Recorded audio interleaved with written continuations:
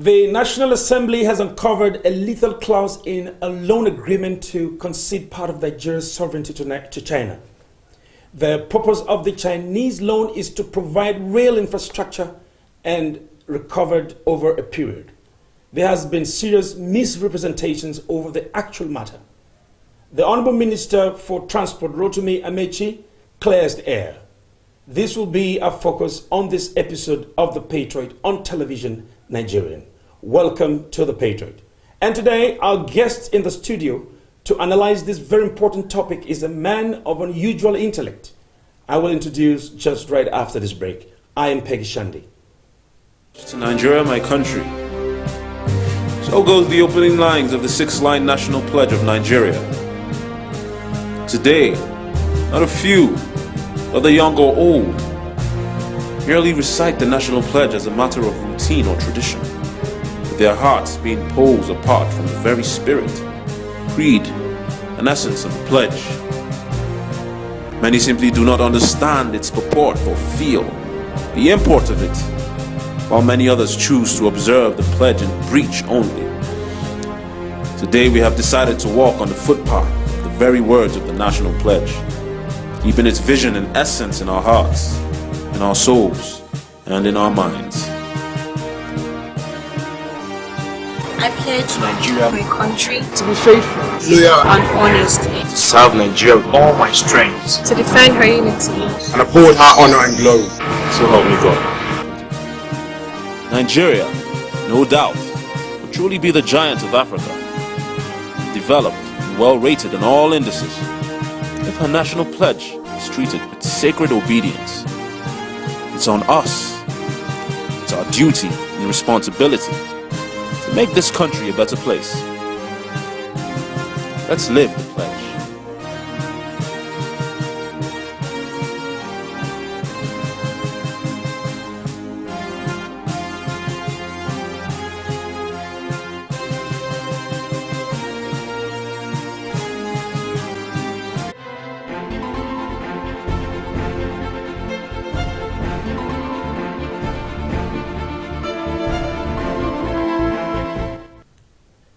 Welcome back and thanks for staying tuned. Our guest is none other than CSP Van de Van James, a security consultant and public affairs analyst. CPC James, welcome to The Patriot. Thank you, Mr. Peggy. Thank you very much. It's good to have you again. It's a pleasure being here. Thank you very much. You don't put your glasses on today. Well, I'll still wear them. It's all right. Thank you very much. Yeah. All right. Let's get talking.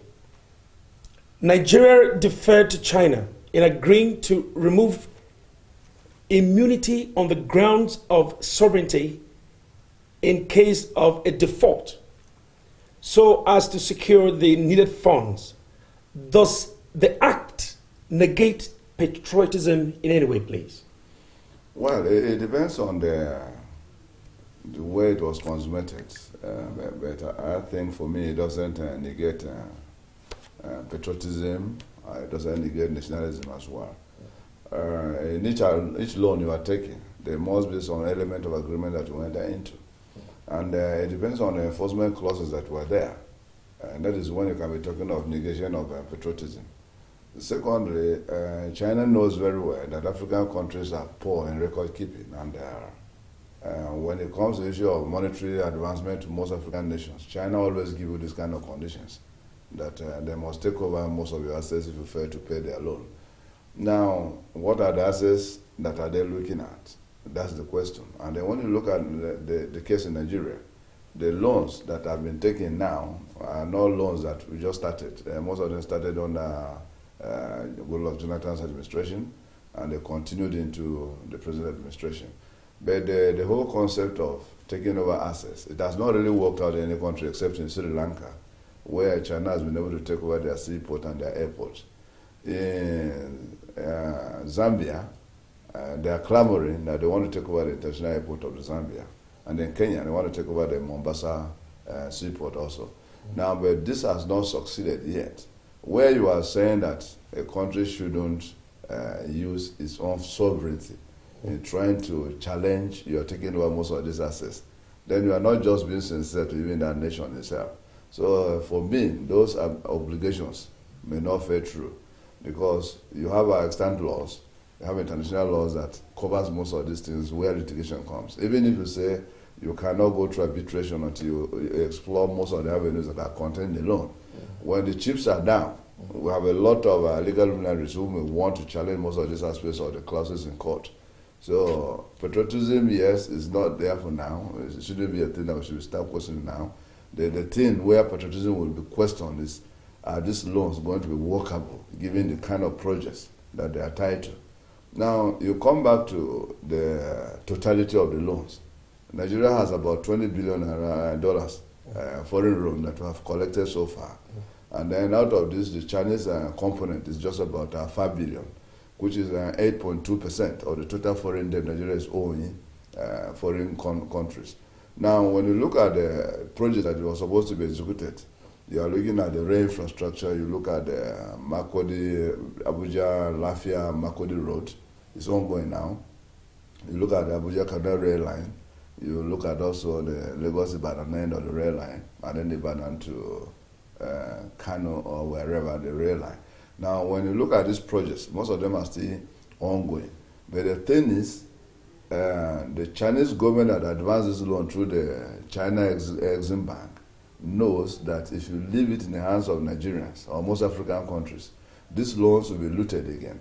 And once they are looted, these projects will become comatose and will not be paid. And that is why I think they saw the wisdom in doing what they have done by making sure that the conditions are so stringent that it will make you feel that you don't want your national assets to go. So you must make sure that you work well to now pay back what the Chinese have given to you.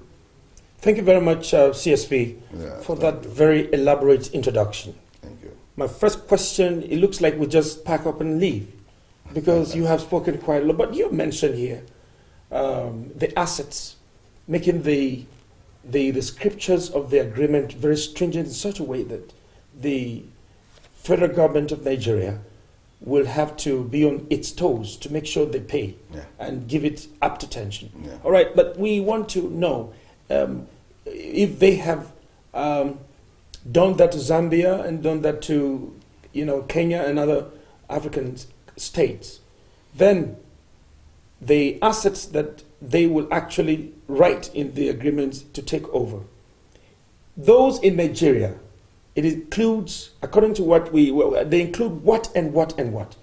Are they part of the, they said the military assets and the diplomatic assets? Yeah, those ones are not part of it. Yeah. What China government has included in the loan that they will take over essentially are most of these assets, the airports, the seaports, the railway lines they are constructing, because they know that most of these are revenue yielding assets that they can run for a period of time and recover their money. What they did in Sri Lanka is to take over their seaport and the airport, and they agreed that they will run it for a period of 99 years before they can hand over. Now, when you are taking over an asset of a nation of that nature, there must be certain also agreements for you to run it, and then how long it's going to last. You look at the viability of these things and then the type of inflow that assets are going to generate. Now, for me, what China has simply done is to be afraid of the multilateral corruption that we have in Nigeria, because so many foreign loans we have taken for various projects, and most of these projects have not been working up to today. Now, they have seen from the history of our decay in terms of infrastructure, and then they sat down to kind of analyze and see why these things didn't work well. They didn't simply work well because of corruption.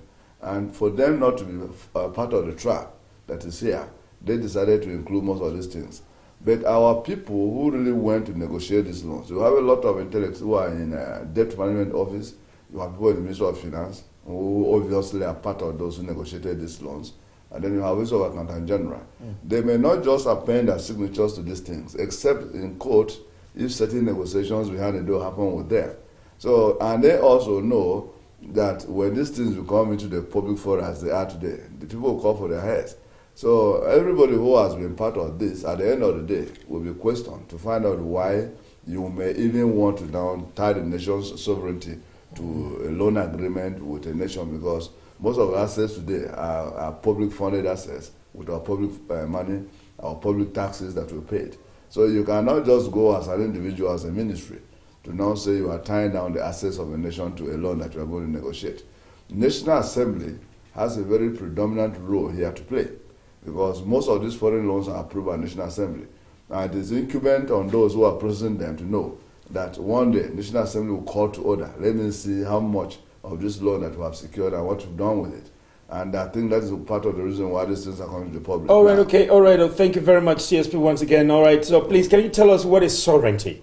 And then when you finish explaining to us what sovereignty is all about, and then you will explain to us the clause, the fear in the clause. State the clause, and then explain so that our viewers will have better understanding about what the clause, word by word, and what is sovereignty.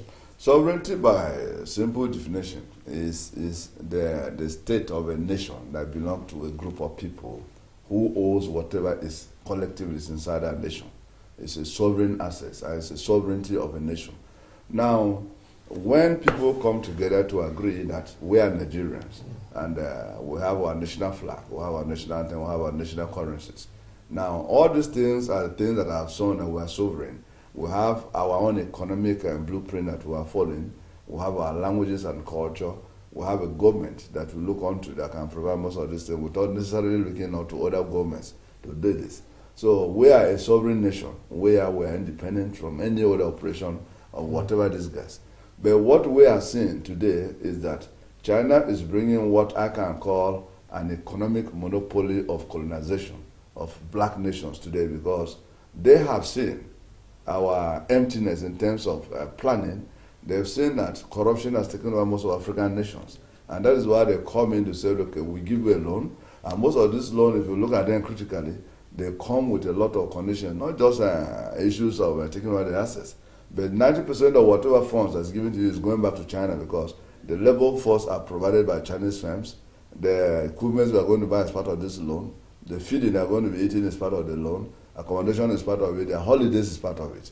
Now, when we took the totality of this, we discovered that this loan, by extension, are not going to create any investment, any work for Nigerians. Because when you give loans of this nature, you are supposed to now extend it to local companies here that can also do part of the projects that you are running, so that monies can now start going around within those who may have little access to whatever jobs they can do within these companies. But in the context of Chinese loans, they make sure that all the labor force is done by them, all the equipment they want to use is done by them, and then the whole pay is tied to the loan also. So you discover that it's giving you with the right hand and taking with the left hand. So at the end of the day, they can make these infrastructures to be there for you, but you will discover that you gain nothing from whatever they have done, because there's nothing like technological transfer also. There's nothing like you learning from what they are doing, because everything is still managed by them. So you have little knowledge about how they achieve most of the results we are seeing today. If you look at the 5 airports that were tied to some of these loans also, the Abuja, Lagos, Kano, Port Harcourt, I think, and the airports. Now, the Abuja airport is ongoing today. It's looking very wonderful. If you look at the Port Harcourt phase 1 has been commissioned, the rest is still there.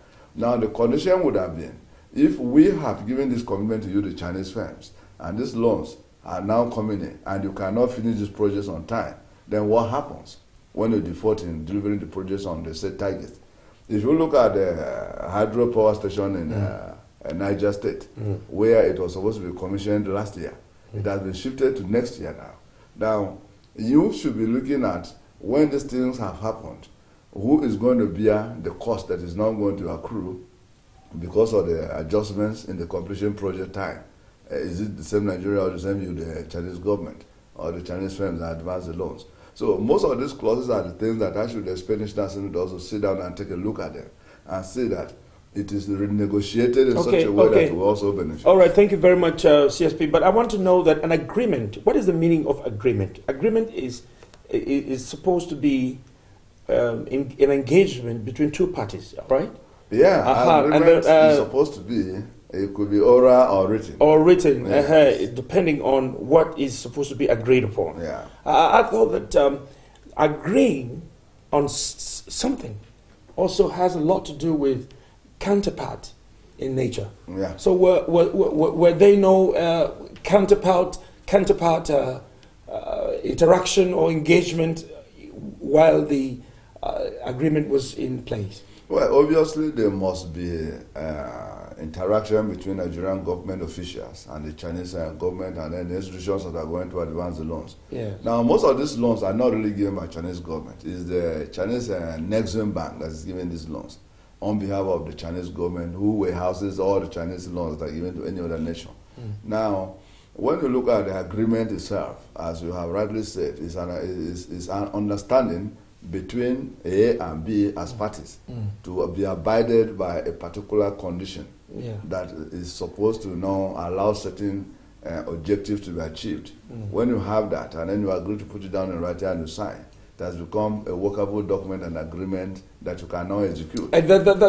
Going further to addressing the fact that the workforce, the equipment and everything, according to what you said here, is coming all the way from China, and then eventually in the long run, you're going to discover that there's nothing practically anything that Nigeria actually stands to benefit, except that they will leave that for you. Yeah, I'm asking you, that wasn't there an availability of counterpart engagement, meaning that wouldn't Nigerians also be part of the workforce or whatever that has to do with an agreement taking place between the two parties? Well, that is what it's supposed to be. But when you are talking of the workforce on the part of Nigeria, we always have what is called our local content agreement that's supposed to be involved in every project we are doing here. Yeah. But this is on paper. When you look at the totality of the Nigerians who are working as laborers in most of these projects, you discover that some of them are even graduates. But what are the Chinese who are also supervising them? You will see most Chinese who are here, very young men and women, that are engaged in this project at the level of supervision. But those who are doing the manual work, most of the drivers, most of the artisans are the Nigerians. Now that does. What about the security? What about the security? Yeah, even the security also is provided by. As an Nigerian expert that you are a security yes, expert. So who is providing security for this? The federal government provides the security and pay for, because they are policemen. It's not part of the loan? Well, it should be part of the loan, because you must guarantee that the Chinese nationals here are going to be free, are going to be secured, and they can also have an insurance cover in case of any eventuality. Now, when you look at the totality of these things, you now discover that Nigeria too has a moral burden now to make sure that Chinese nationals who are working on these projects are safe, number one, and then to make sure that they are free to go about and then execute this project as it is, because if you don't allow these conditionalities to prevail, China can pull out tomorrow and tell you that you have lineage on part of the agreement that they are no longer secured. But good enough, you discover that even with the tensions in the northeast and anywhere, they've not been victims of kidnapping and the rest of them, so we give glory to those who are guiding them. Now, when you come back to the issue of the implementation, as you were asking, now Nigerians are involved, but the involvement of Nigerians is not at the technical level. You will discover that the technical aspect of most of these projects is handled by Chinese. Now, if you have such an agreement and an execution that is going on the way it is today, you don't have our Nigerian engineers who are learning from the Chinese that when they leave, they can take over the management and maintenance of these rail lines. Now, if you don't have that at the back of your mind, it should be an agreement that should also look at how we can have factories that will now manufacture rail lines here, also manufacture the coaches here and the seats here, and then effect repairs on engines. But in the context of what we have today, it is for them to come and build new standard gauge roads, rail lines, and then do some stations, then apply their wagons on it, and then run them for a period of time to make sure that they're very effective and stable. As we have Abuja Kaduna today, that is the only functional rail line that we have that is still working now. So the most built by China? Yes, built by China, and it's part of the loan that we're talking about. Now, we are talking about also part of the loan is for them to strengthen our communications by making sure that our cable networks are working well, the internet is working well, and that has to do with our Galaxy bond here. Now, the Galaxy bond is supposed to also help in networking in terms of people having access to better. It's part of the agreement. Of the loan, yes. All right, okay. So let's go to the second question before we get into other. We want to exhaust the period within which we are tied within time limits here. The second question, so that you can also do them. But the question is, why are the Chinese so interested in Nigeria? And why are they offering? Is it Nigerians who go into them asking them for the loan, or they are the ones who are intending to just come to Nigeria and just hand over loans to us and put us in that mess? I don't know. But I want you to answer this second question alongside with that, if you can. The total loan from China in question that is talking about the clauses and stuff is about $3 billion. Perhaps Nigeria agreed to the terms believing that they can pay off that particular debt in 20 years or so, according to what the agreement and the debate is all about ongoing. Now, does that sound like a gamble? Well, it's not a gamble. And the first part of the question is whether or not we go to them. Yes, Nigeria has to approach a lot of foreign friends to help in developing infrastructure needs of the country. Yes. And part of that was to approach Chinese banks to make sure we have this. And China invited over 6 African countries to come to China, where they had some demonstrations, and Nigeria was part of it. And at the end of the day, negotiations were made, and then most of these loans started coming in. The total loan from China is actually not $3 billion, it's $5 billion. That is what we have so far. It is the total released that is now $3 billion. Now, when you have $3 billion released, and then you look at our earnings today, and then the budgetary provision for the payment of debt, we are paying about 98 kobo for each 1 naira ends in terms of servicing of our debt. So when you have such a high-profile allocation made for debt servicing, obviously, you as a nation, you can agree that yes, you can be able to pay back your loan within the 20 years specified period of time. But we are trying to head into a recession very soon if we didn't manage well. Now, when you are going to a recession, what happens? There was an agreement, and Nigerians agreed that you are going to now match the naira to the Chinese yen, and to make it easier for us to import from China also. Has that been able to work out well for us? It hasn't. Now, the balance of trade between Nigeria and China is very bad. It's very bad because we are a consuming nation, they're a producer nation. So we buy more from them to come and sell there. So we send more money to them than what they can buy from us. So when you look at what they buy, is the oil. And the oil that they buy is nothing to write home about because they're not a major patronizer of oil here. So it is true that Nigeria approaches China to help in developing this because that request came as a result of our bad human rights records under the Jonathan administration. So most foreign governments ran away from Nigeria that they were no longer going to do business with us. And that was what was responsible for our inability of even securing arms to tackle the insecurity in the Northeast also. Wow. Now, because of that, Chinese government saw this as a vacuum and came in to now say they want to support Nigeria, making sure they provide most of the things that we needed at a time that we needed. So government saw China as an ally and decided to go with them. That is why China is all over Nigeria. And when you look at the manpower needs of most nations today, the strength of a nation, apart from the economy, is the manpower population that they have. Now we are talking about over 200 million people today. So if you have factories that can start sending things into Nigeria here, you are sure of having very good market for your factories overseas in China. And that is why China also has extra interest in what Nigeria is. All right, okay, thank you very much, CSP. Now, that's where Nigerians are very concerned about. You have come to the very, very hub of this very important discussion. Now, the Chinese have found an opportunity from Nigeria, at the time when they needed arms and stuff to fight insecurity. Of course, you were there. And you know exactly what the challenge was going on, all right? One of the good things about you on this program is the fact that you are also an expert on debt recovery.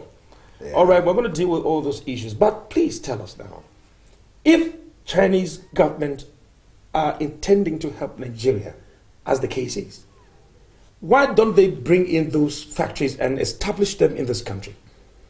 Nigerians are interested in knowing why must it be that they have to manufacture there and send it here and make it, so that Nigeria will make use of it, probably sell the products at an exorbitant price or whatever it is. and then we have a National Assembly. That takes us to the very important question of the National Assembly approved the loan in the first place.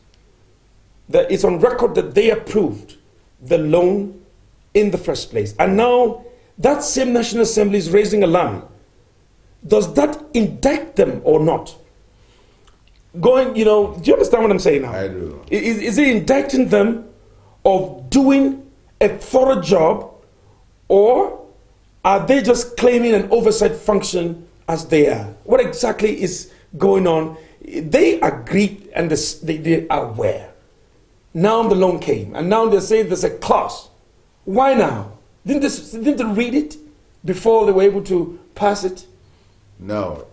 When government wants to take loan, government is not going to look at the agreement preceding the loan first. Government would not necessarily send its own requests and tie it to certain contracts or certain projects it wants to do to National Assembly. I want to borrow this amount of money, XYZ, for project A, B, C, D, total to death. It is when the National Assembly now look at the viability of these projects, they can now approve, go ahead and procure the loan. In the process of procurement of the loan, the National Assembly is no longer part of the deal.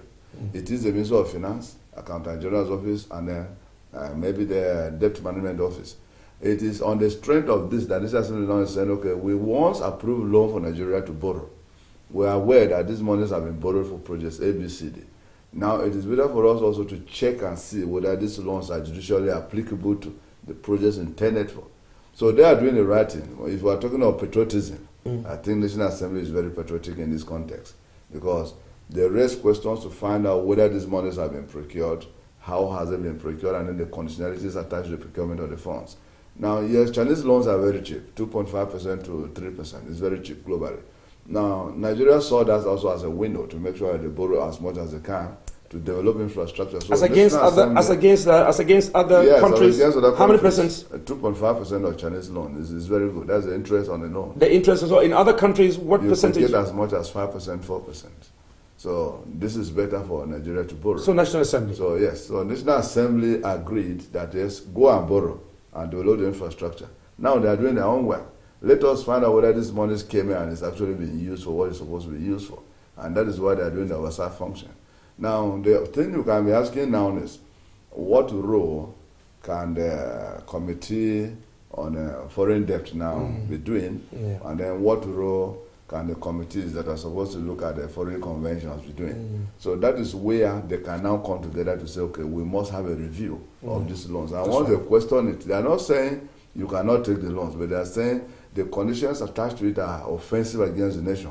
So they will call for a review of these loans, and that is where I think they're heading to. So it's a very good thing that they are doing the right thing. So they think that they are very patriotic enough, the National Assembly. Very patriotic enough to raise these issues for all of us. There is also a House Committee on debt recovery and stuff like that. Yes, there is. All right, okay, fine. Now, the question is, we're going to go for a short break, all right? Yeah. We're going to have a clip, and so we can just see one or two. But please answer the question of if Chinese government are really, really intending to help Nigeria. Rather than just manufacture there, bring it over here. Why can't they bring those companies here to manufacture here? Is that not the real help the Nigerians need? That is what is supposed to be obtainable if you want to develop an economy. When you want to develop your economy, you are supposed to be doing technology transfers. Most of these loans shouldn't be coming with the conditions that we accept. The conditions should be year 1, 2, yes, you can bring in your finished goods here. Year 3, 4, you manufacture part of the goods here. Then year 5, you must make sure that you have a factory here that can manufacture from the spare part to the complete machines that you are using for real construction here. With that way, we now have factories here that we can use to make sure we also produce other assets that the government may also want to use in construction. But where you take a loan that you still buy from the person giving you the money, he says to you the cost of fees, he can sell. So don't you think that is one area where sometimes you sit down critically to look at it, you will know that there is a form of corruption that is part of what results into the processes that we have today. So the oversight function of the National Assembly does not include the fact that they should also find a way to, press on the Chinese government if they signing the agreement or passing it so that the executive can go ahead and execute the loan agreement, lender and all that. And so don't you think that within the identity and the extent to which they can sign, and that they're very powerful enough. Why don't they also include that they should also bring this in and put a framework together? That within so period, this is what is expected, that the spare parts can be manufactured here, and then bring all that kind of stuff. Why is it so difficult for National Assembly to do that? We're going to take a very short break. And when we return, we'll deal with that. All right.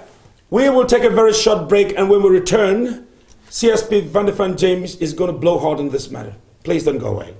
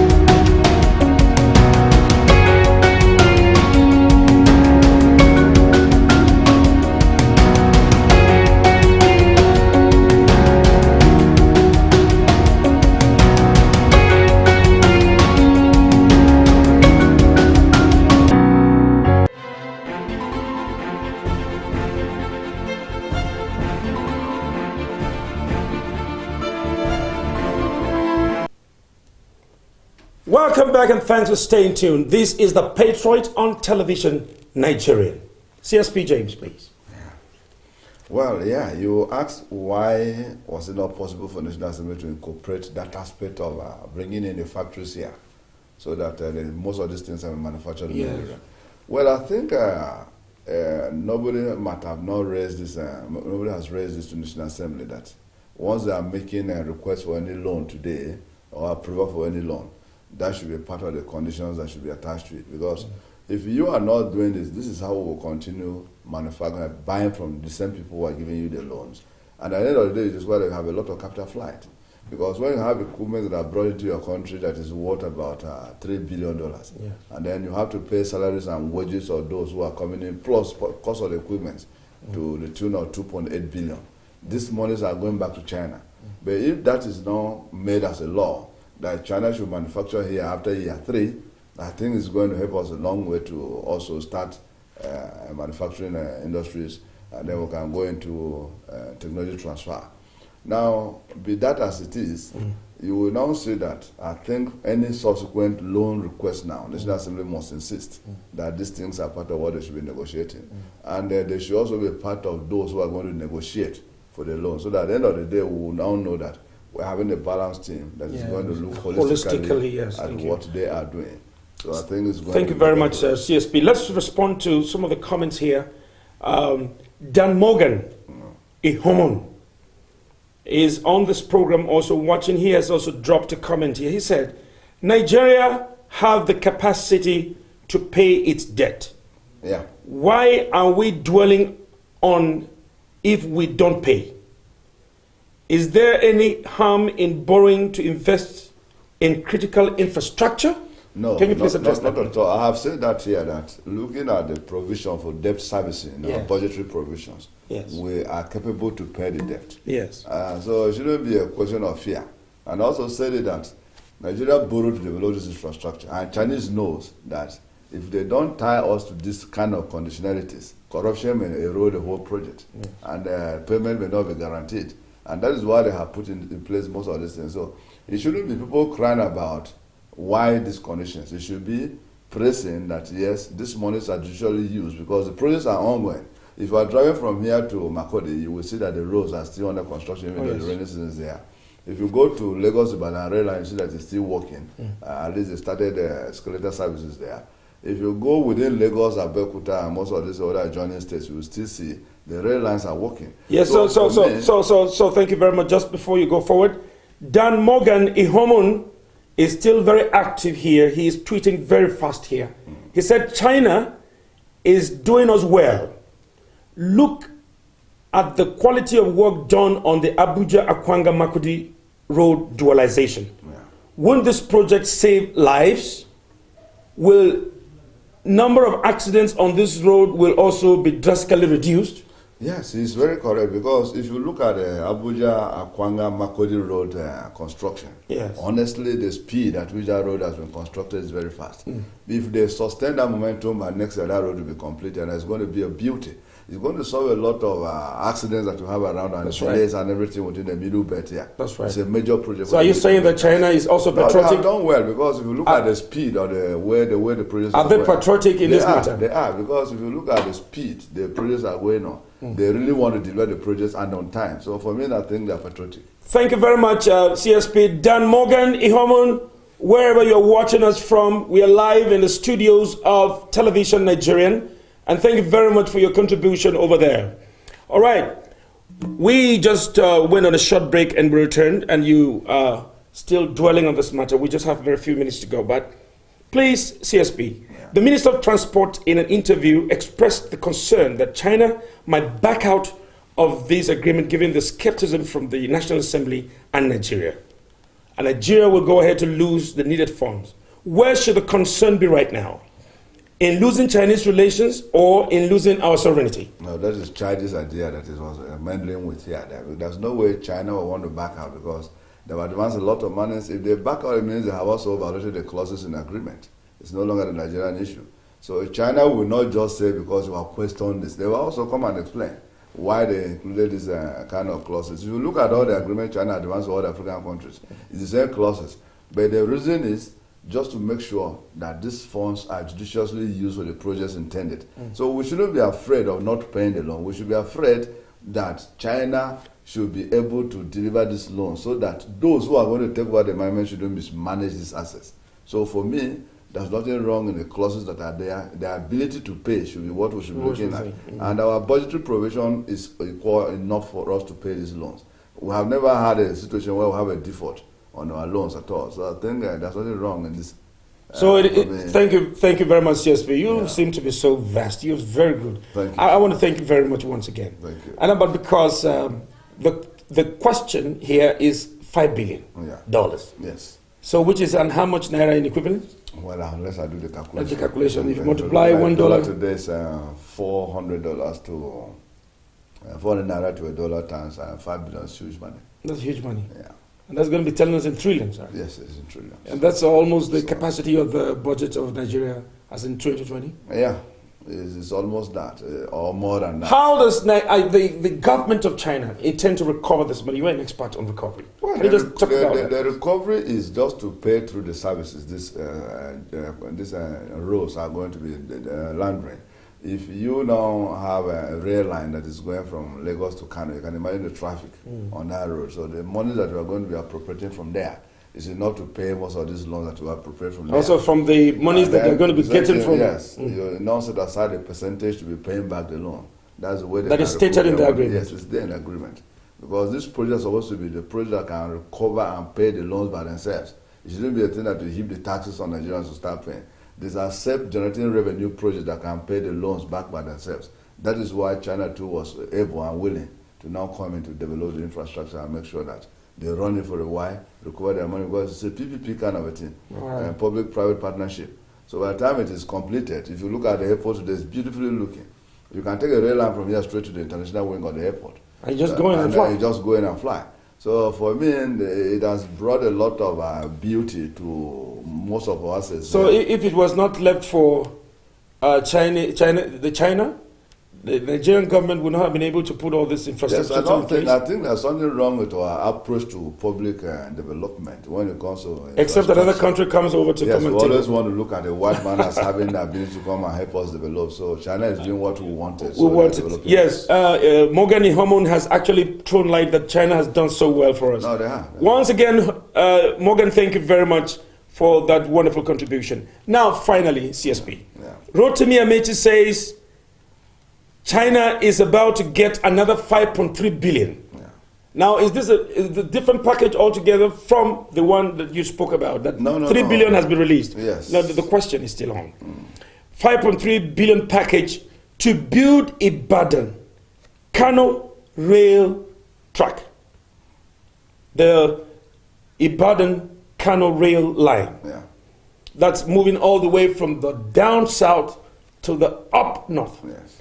National Assembly, Rotimi Amechi says National Assembly to suspend their investigations any further, just because we may be on the verge of losing an opportunity again from China to get another loan. What can you say about that? Rotimi Amechi saying, the minister's... No, I don't think the minister is sincere in his suggestion, because unless there's something ulterior about the processes of the loans, that's why he should be afraid. But China government also wants some degree of transparency in any nation they go in, because we're in a global world today. There's nothing hidden from anybody. So China can't back up because they know they're going to make a lot of profit from the loans they're giving us, and they're sure we can also pay. And the rail line from Ibadan to Kano is very long, and then why the money for that is so huge is because they are going to abandon the colonial rail lines that were made to the modern ones that is going to be built completely from outside those ones. So it's like doing a new railway line altogether, and that is why the cost of doing that from Ibadan to Kano is huge. I expect the minister to be explaining the indices that are involved in the construction of the rail line that makes it so huge. And then should be proud that even if National Assembly question most of these loans, he is going to come out as a bigger and prouder person that has done the country proud, that he negotiated, secured, and processed these loans. And as a minister of transport under his watch. So yes, it would have been a thing of pride that yes, whatever they question, he is going to provide sufficient answers to it, and also pinpoint that yes, this money came in, we've done this project, so it would have been a plus for him. Oh, yeah. But when you start saying don't investigate, it's as if there's something that is negative about the whole process. That's why he should have used another word. So China will not back out, but China will really want even the transparency to happen. So there's no reason for him to be afraid of saying they shouldn't be investigated. They are not investigating, they are questioning the processes of the loan to see whether or not something wrong was there in the course of processing this, procuring the loans.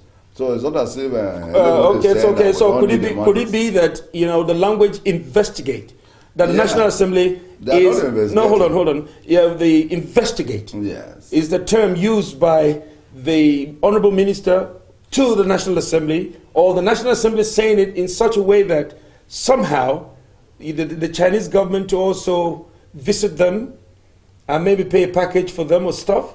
No. Nigerians want to know. It's not an issue they of want to stop the investigation. What does it mean? They didn't stop. They are questioning. They want to take a look at the documents that were consummated in the course of these agreements. So the language should have been questioning. Yes, they can ask some certain questions to get clarifications and make sure that the nation is not hoodwinked into becoming an economic slavery to China. All right. I think that's the whole thing they're trying to look at. So the minister shouldn't be afraid. We should be proud that yes, we got these loans and we're actually seeing the result of these loans Very working. correct. But we shouldn't be raising the issues of, okay, we're afraid if we don't pay, this is going to happen.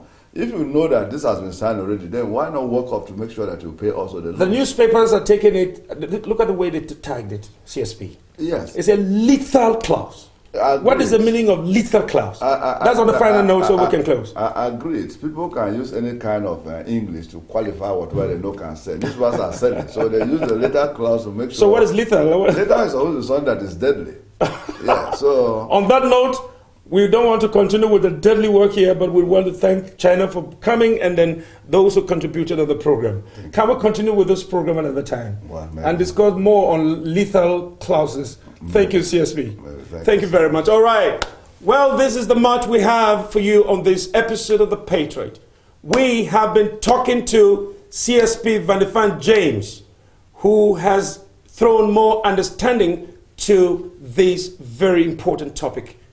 Until next time, be patriotic. I am Peggy Shande.